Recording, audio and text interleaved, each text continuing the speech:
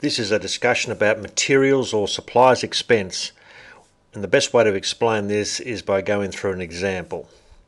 And the example we're going to use first of all is a business called Barry the bricklayer. Barry lays bricks, that's his revenue activity. And during the reporting period, Barry will use up bricks. That's one of his biggest expenses, bricks. He wants to work out at the end of the period how many bricks has he used up, because by doing that calculation he will work out the bricks expense, and that's the figure that he wants to put into the income statement. So have a look at the income statement here on the right. The bricks expense is $15,000 for March 2019. How did Barry work out this $15,000 figure? How did he know that there was $15,000 worth of bricks used up during March 2019? So to calculate that $15,000, we need to look at the stock of bricks at the start of the reporting period. So we look at the balance sheet. It tells us that at the start of March or end of February there was $10,000 worth of bricks. And then we look at the cash payments journal for the same reporting period, and we can see that we purchased $9,000 worth of bricks during March.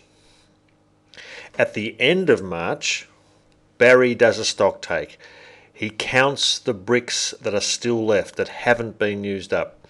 And here's a little memo to record the result of that stock take. On the 31st of the 3rd, memo number 12, stock take of bricks, $4,000. So with this information, Barry can now work out the $15,000. And to do that, we can use a little schedule. And here it is. It's $10,000. That's the stock of bricks at the start. That comes from the balance sheet at the start of the reporting period. Add purchases of bricks. That information comes from the cash payments journal. Look for the bricks column. We add those two figures together, $19,000.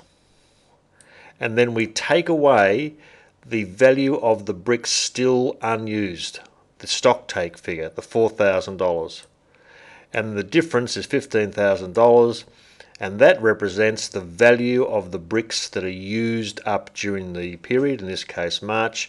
That's the expense, and that $15,000 will appear in the profit and loss statement or income statement as an expense. Bricks, $15,000. Let's look at another example. Debbie's Dental Services, a dentist. And one of the major expenses for Debbie the dentist is the drugs that are used in the process of providing dental services to her customers. How do we calculate this drugs expense, $22,000? We look at the original balance sheet and we find that the stock of drugs was $12,000 at the start of the period. We look at the cash payments journal and we find that the business purchased $20,000 worth of drugs during the reporting period.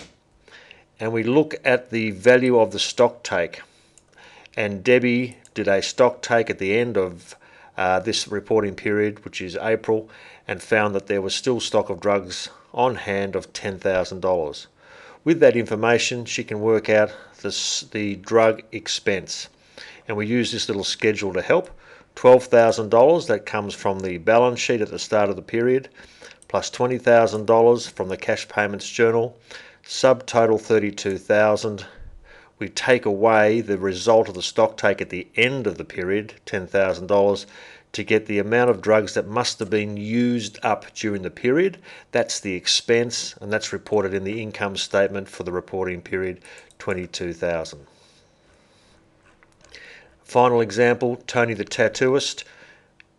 He uses ink in the tattooing process. We want to work out the ink expense. To do that, we look at the stock of ink at the start of the period, $4,000, plus the $1,500 worth of ink purchased during the period, less the stock take figure of ink at the end of the period, $2,700.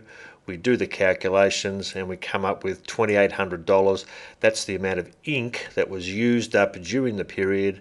That is the ink expense, and that's the figure that's reported in the income statement for June.